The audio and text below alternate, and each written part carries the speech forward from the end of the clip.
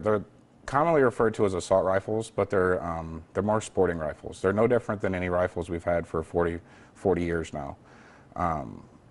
But there's a lot of reasons to have one as far as hunting, target practice. We've been shooting for 200 some years since we were first founded. There's no reason for us not to have these guns. More regulation just means they're taking guns out of good, honest Americans and giving them back to the criminals. Explain for someone who doesn't understand gun terminology what semiotic means and how it's the same and different from an assault rifle, that these terms that they're hearing. Right, and they try to mix the two, and that's their strategy.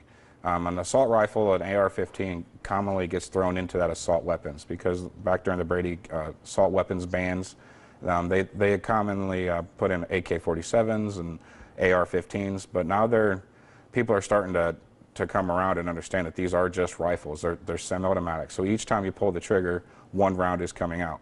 It's just like any other semi-automatic rifle that they've had for many years. Rifles and they're semi-automatic. Shotguns, handguns, yes, they're all semi-automatic. So you have to pull the trigger each time.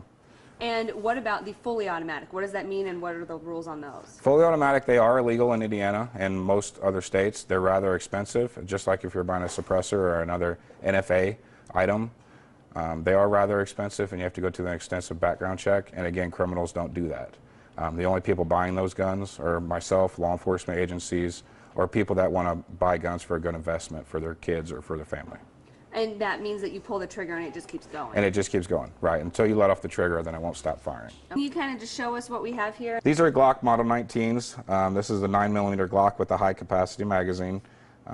This would be here as a semi-automatic shotgun. A standard AR-15 with a 30-round magazine. You can also get these in 100-round drum magazines as well. And here we have a store demo machine gun. Again, this is for law enforcement agencies or for military only.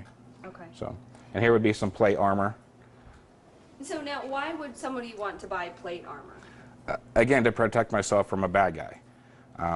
He came to the theater with 4 guns. Okay, I saw on the news that they reported that the average gun owner owns 7 firearms, and the liberals just couldn't believe, why might you need 7 firearms?